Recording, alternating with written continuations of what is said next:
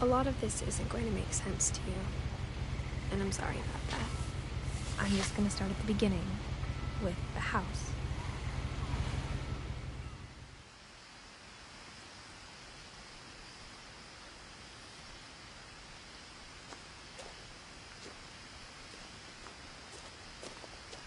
My brother Milton disappeared when I was 4.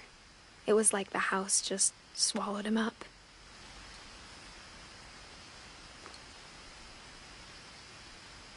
Someone had put up a chain link fence, but it looked like I wasn't the first person to hop it.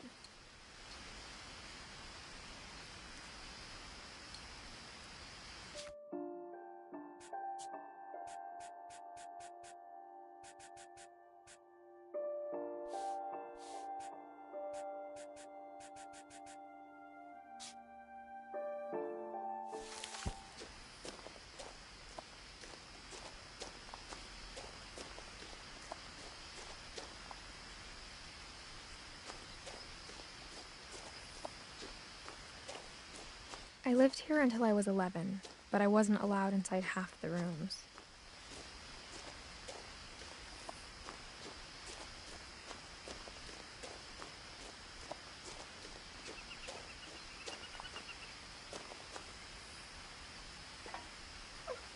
Inside the mailbox were bills from 7 years ago, marked urgent, open immediately.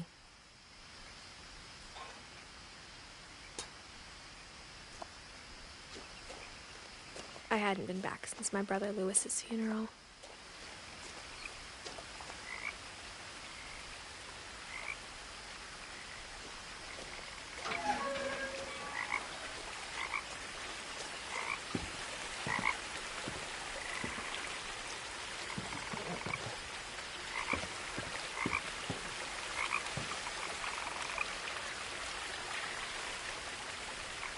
In her will, my mother left me a key, but didn't tell me what it unlocked.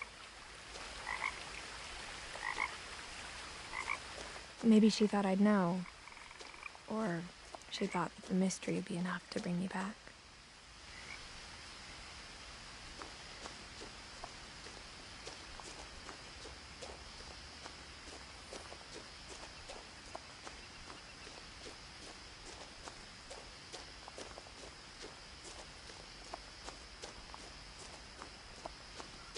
No one had driven this way in a long time, but I saw a few hoof prints.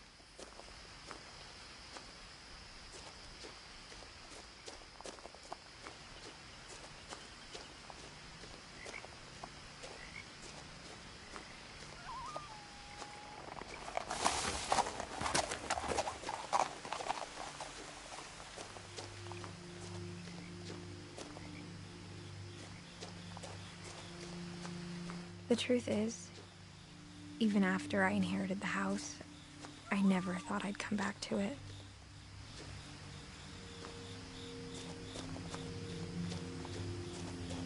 But now I had questions about my family that only the house knew the answers to.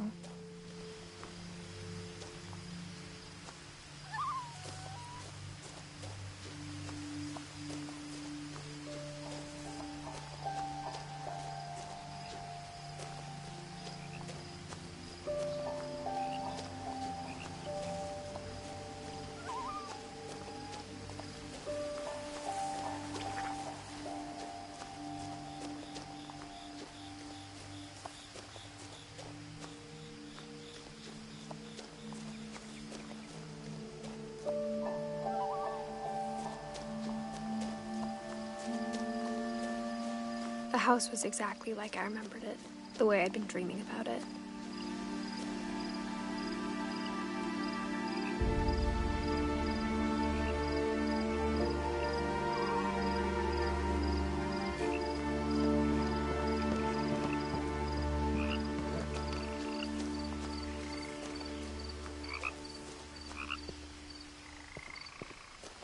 As a child, the house made me uncomfortable in a way I couldn't put into words.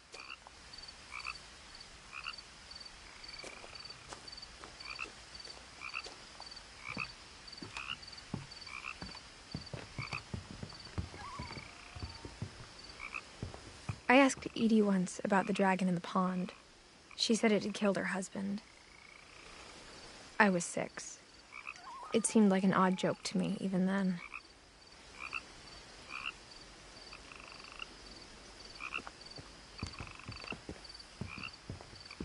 Now, as a 17-year-old, I knew exactly what those words were. I was afraid of the house.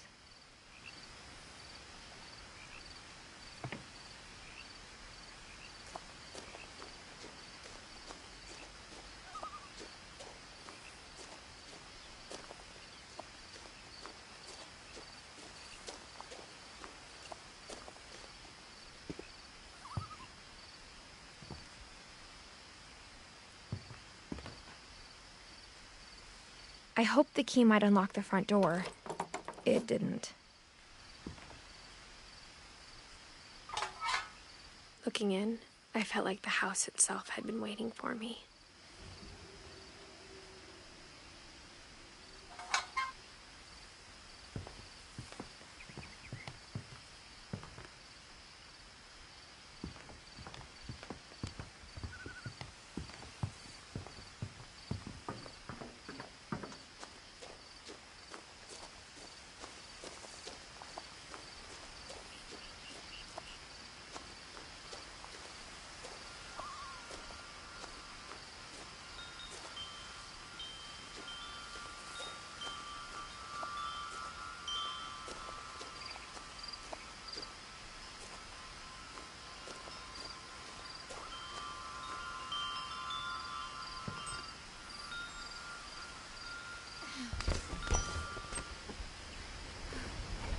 Crawling through the doggy door used to be a lot easier when I was 11.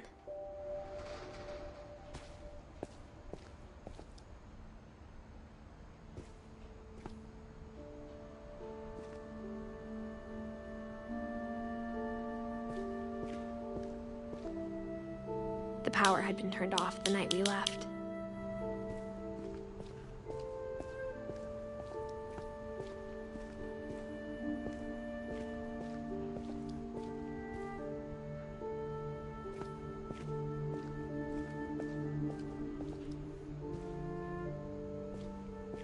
For the first time in years,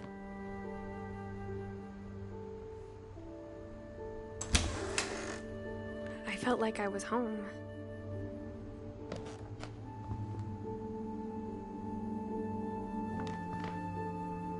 But instead of a family, there were just memories of one.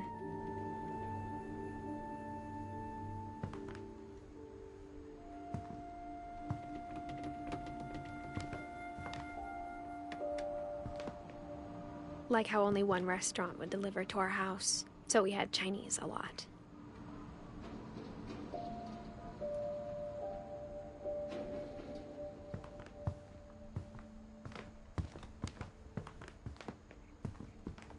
Or how after Louis started working at the cannery, we all got sick of eating salmon. Except our cat, Molly.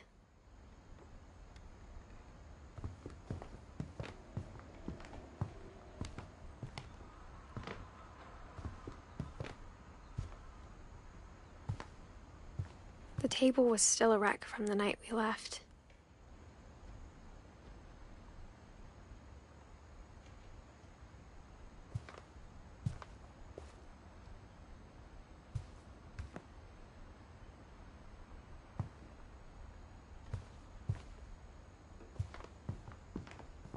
My mom was the only one of us who could imagine Great-Grandma Edie living in a nursing home. It was like a bomb had gone off, killing everyone but sparing the furniture.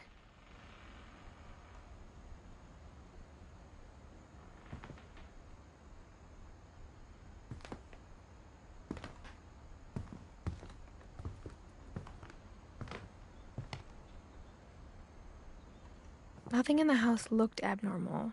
There was just too much of it, like a smile with too many teeth. Even the fireplace had a story. Edie told me the bricks came from the original house, after it sank.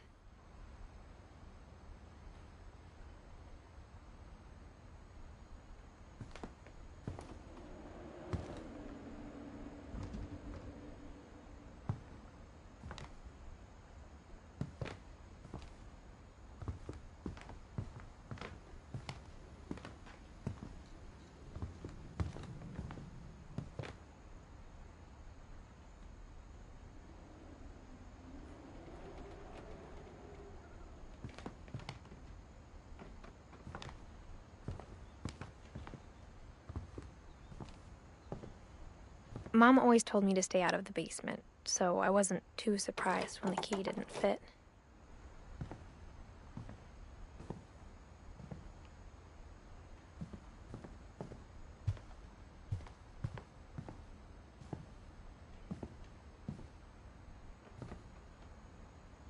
A lot of things got left behind in the whirlwind of that last night.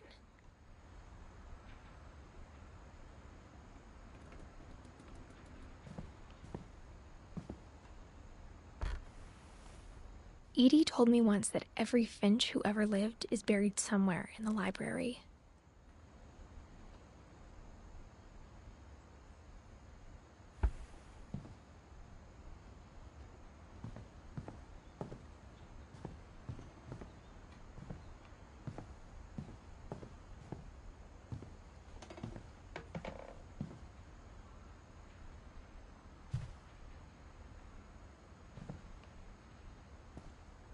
After Milton disappeared, Mom sealed up all the bedrooms. Then Edie retaliated and drilled peepholes.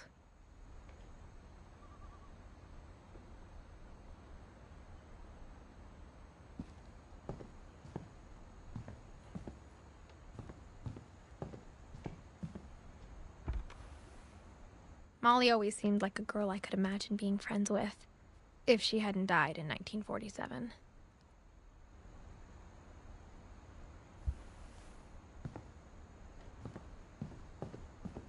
I spent a lot of time playing in Great Uncle Walter's room. I think my mom sometimes regretted not sealing it up.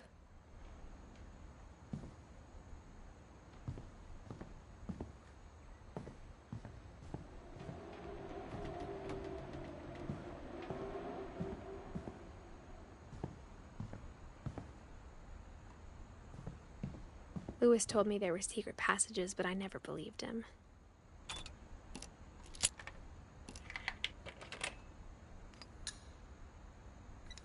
Turns out, my mom was really good at keeping secrets. Now it was time to find out what my mom had been afraid of.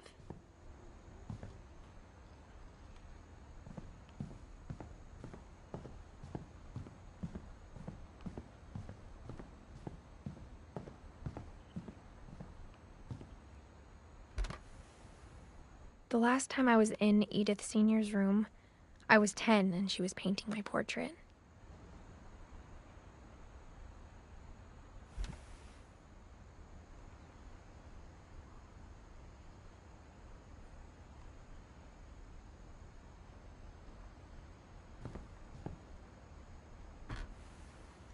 As a kid, I just assumed every house had peepholes and sealed rooms you weren't allowed inside of.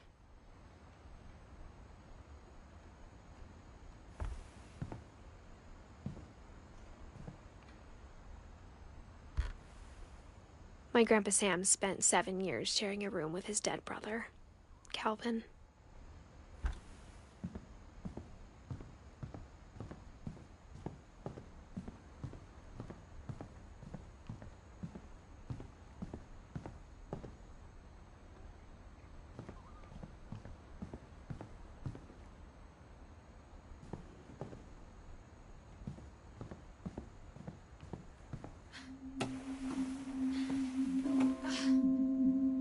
From the paintings on the wall, it was clear my brother Milton had been here before me. Reading this, maybe it sounds like I had a plan.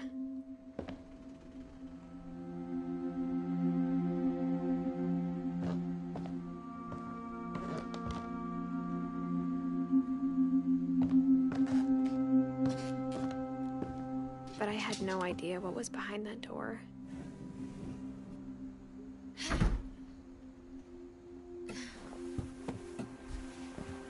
Just like I had no idea where all this was gonna lead.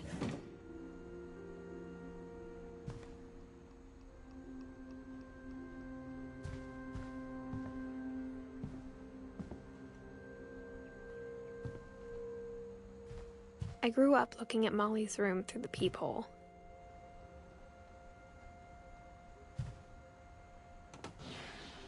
Molly's gerbil had a tiny bedroom with its own even tinier gerbil cage.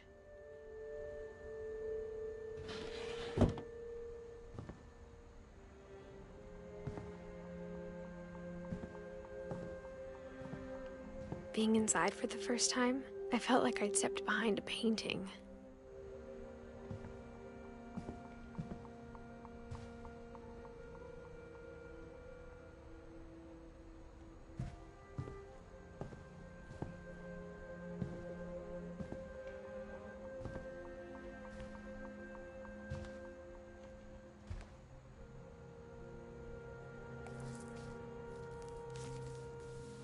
December 13th, 1947.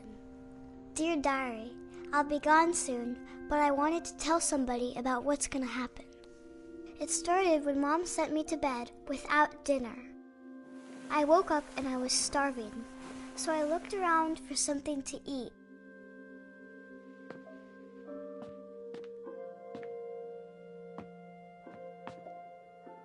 My Halloween candy was all gone.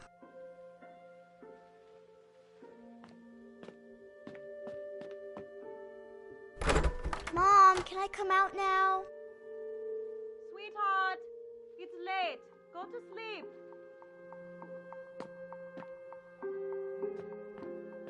The gerbil food was dry, but I didn't mind it.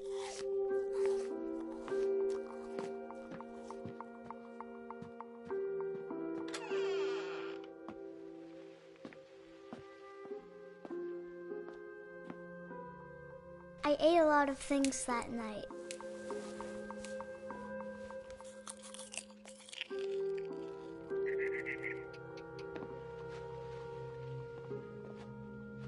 I kept eating and eating.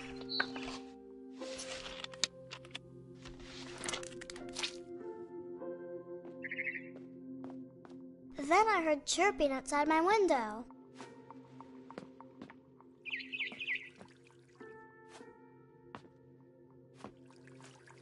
It was a barn swallow going back to her nest, but I held back.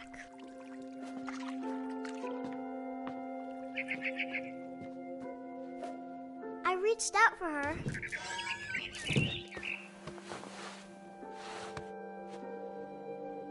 And suddenly, I was a cat.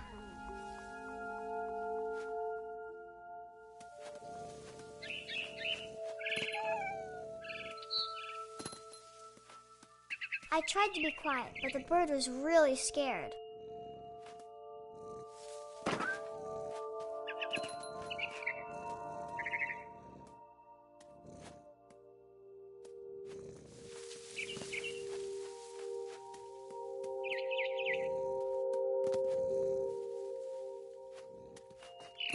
Mom and Dad didn't even look at me.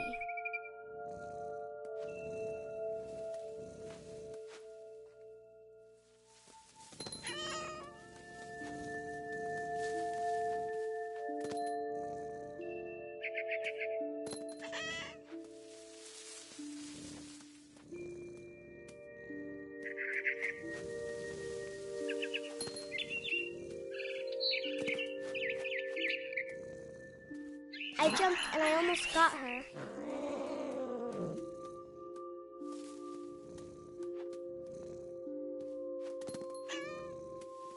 I could tell she was getting really tired.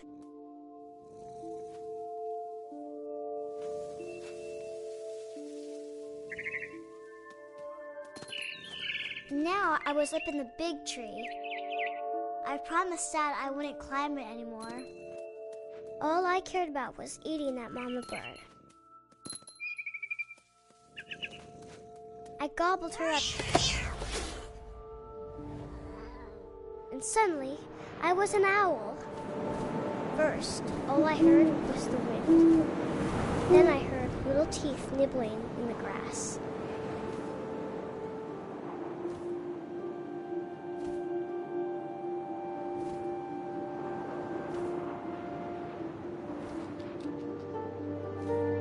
Rabbits.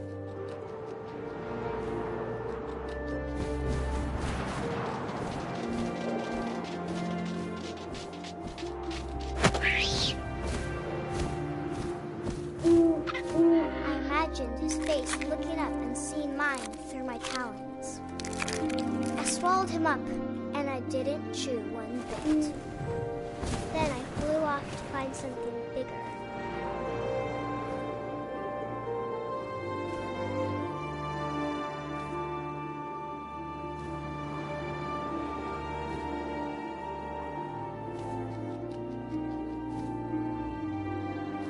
A mama rabbit.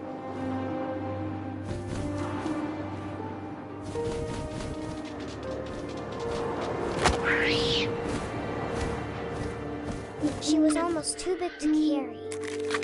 I started choking, but I couldn't stop eating. And suddenly, I was a shark.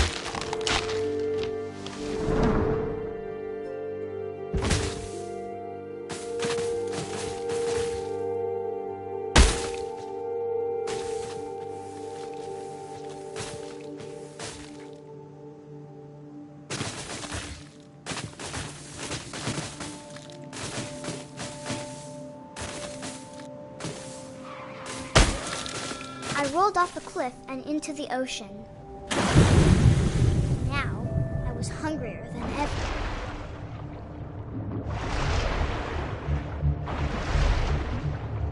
I wanted fat, juicy seals.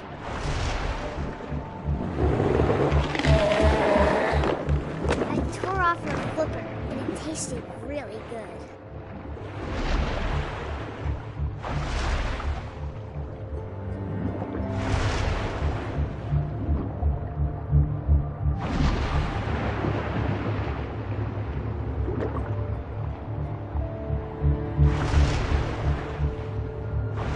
Grabbed on tight.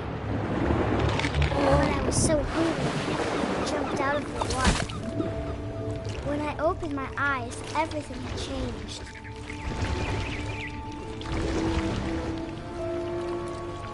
Now I was a monster, and I smelled people everywhere.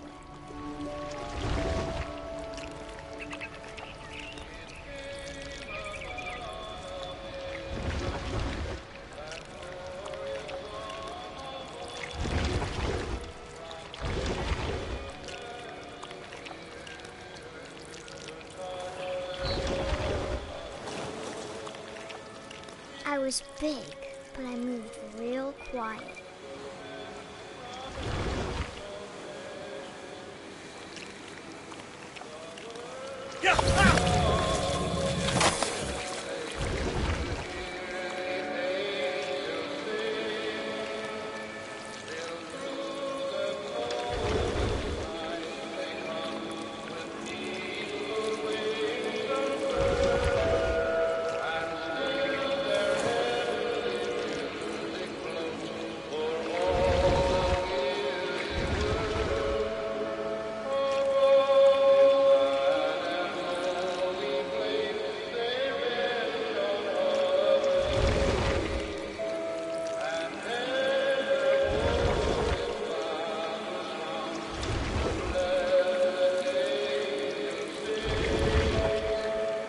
I wanted to stop it, but also I didn't.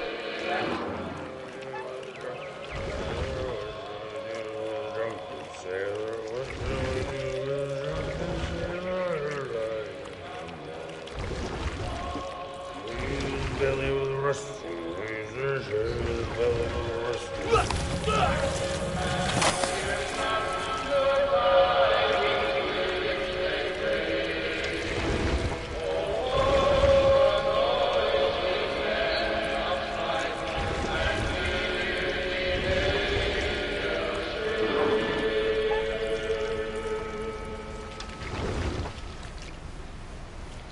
After the last passenger, I was still hungry. And across the water, I smelled something new. Something I had to have, so I swam towards it.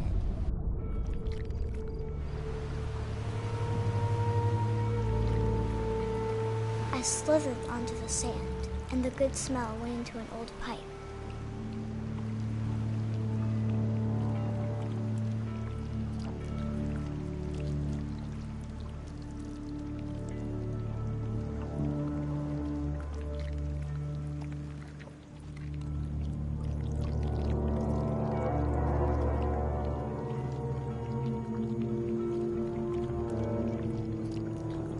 I got closer and closer.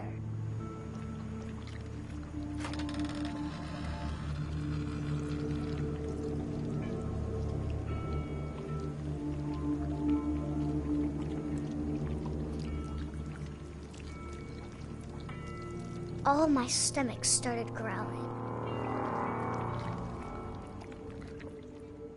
And suddenly, I was me again. I held my breath for a long time, but I couldn't hear anything. I think it's waiting for me to fall asleep.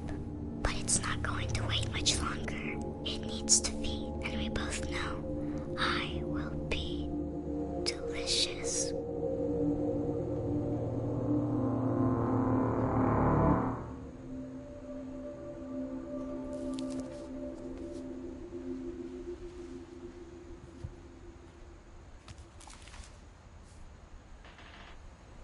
I'm not sure if I believed all of that, but I'm sure Edie would have.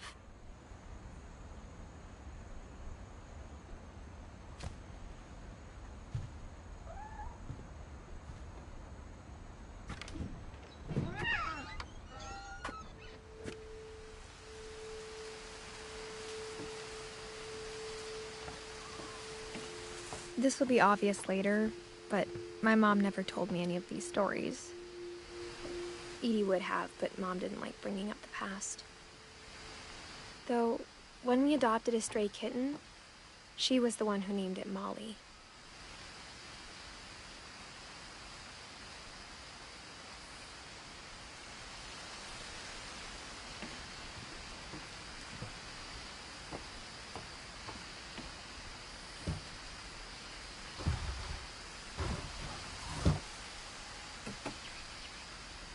I spent a lot of time in Great-Grandma Edie's room.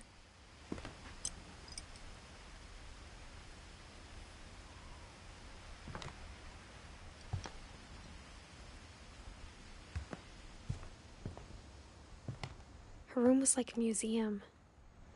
For 500 years, the Finches have been famous throughout Norway for their fortune and misfortune. Odin Finch buries the latest victims of the family curse, his wife Ingeborg and their newborn son, Johan. On January 7th, 1937, he set sail with his family and his house, hoping to leave the curse behind. But 40-foot waves off the coast of Washington send the house and Odin to the bottom of the sea. Odin's daughter Edie, with husband Sven and baby Molly, step ashore on their new home, Orcas Island. Odin Finch is the first to be buried in the new family cemetery.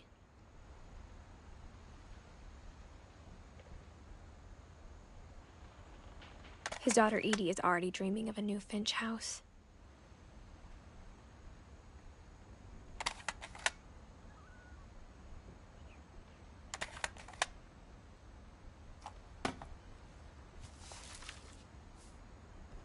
Whatever's wrong with this family, it goes back a long ways.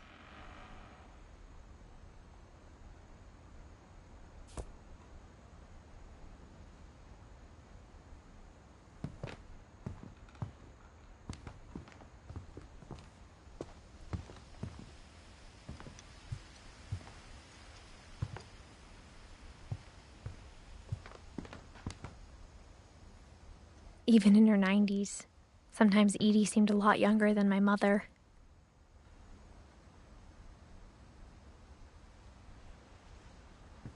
When Edie told people Sven was killed by a dragon, she could also have said he was building a dragon-shaped slide that collapsed.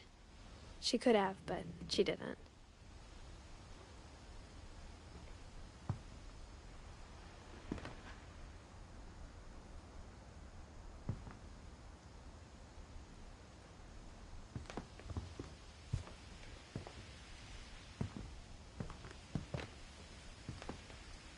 One summer, they evacuated the island, but Edie refused to go. For a few weeks, she was a celebrity.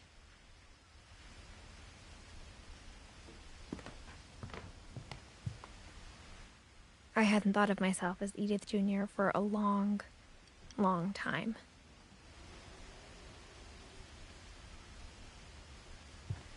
Edie gave a big interview about a mole man living under the Finch house. My mom was furious.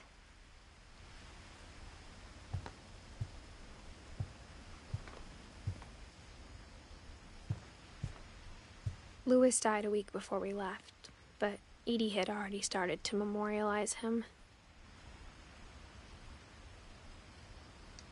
Edie knit me a new pair of gloves every year, just in time to replace the old ones.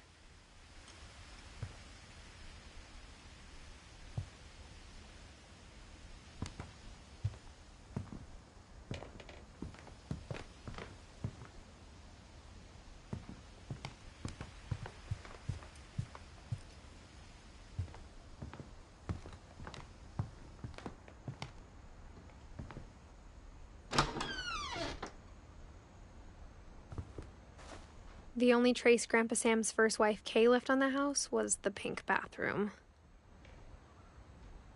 It was a pretty big trace.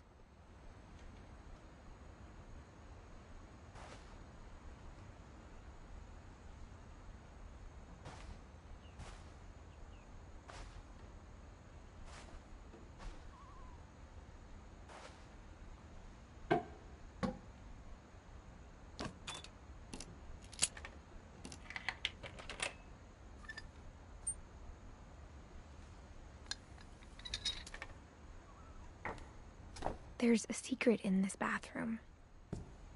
It's in the last place you would look. It isn't in the cupboard.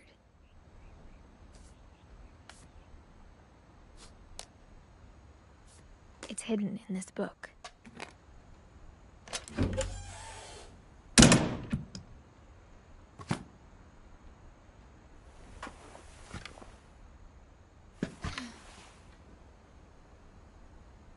Sven gave Sam an old camera he'd refurbished. He never put it down.